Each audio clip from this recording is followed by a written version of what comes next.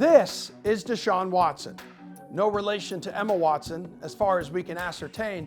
However, his contract with the Browns goes toe-to-toe with the budget of one of her Harry Potter films. The average movie in the franchise cost $145 million to make.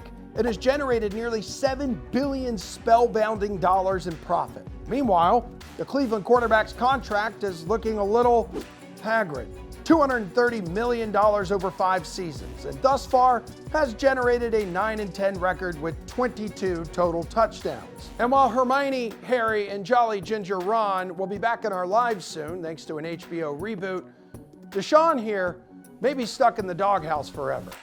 The Browns did a very Browns thing by raw dogging their deal with Watson, giving him the most guaranteed cash in NFL history, surrendering multiple first-round picks for a guy with substantial off-field issues. It's just remarkable how little return on investment the Browns have gotten for that contract. You gave that richly fully guaranteed contract to a quarterback that has in no way delivered, has statistically been one of the worst in the NFL over the span that he's been there. The Browns have set themselves back years by handing out the worst contract in NFL history, and it's just one of the many head-scratching quarterback deals lacking that magic touch. The G-men finally admitted to their giant mistake this week, benching Danny Dimes in favor of everyone's favorite passing paisan. Felt like this was a decision that we needed to make here and try to spark things, and we went and did it with Tommy. His contract is costing New York $1.6 billion, or $160 million,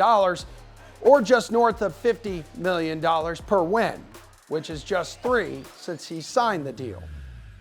In Pittsburgh, one man's trash is another man's treasure. After being sent to Denver in one of the biggest blockbuster trades this century, Russell Wilson put pen to paper, securing $242 million baffling bucks over 5 seasons. Broncos country, let's ride. After a rough ride for Russ, he received a reboot in the Steel City, leaving the Broncos holding the burly bag. Wilson is making $39 million this season, with Pittsburgh on the hook for just north of $1 million. The Mile High Maniacs will be feeling the dead cap effect of that contract for the next 2 seasons.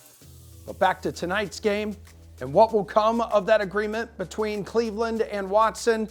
For now, that deal is looking positively putrid. I'm sure the Browns are taking as much time as they possibly can to try to figure out what all their options are here. I have a tough time picturing him playing for the Browns next year. I think it ultimately ends with the Browns have to draft a quarterback in this upcoming NFL draft. And even if Deshaun's on the roster, you cannot trot him out there as your starting quarterback. That cannot be the plan for you going forward.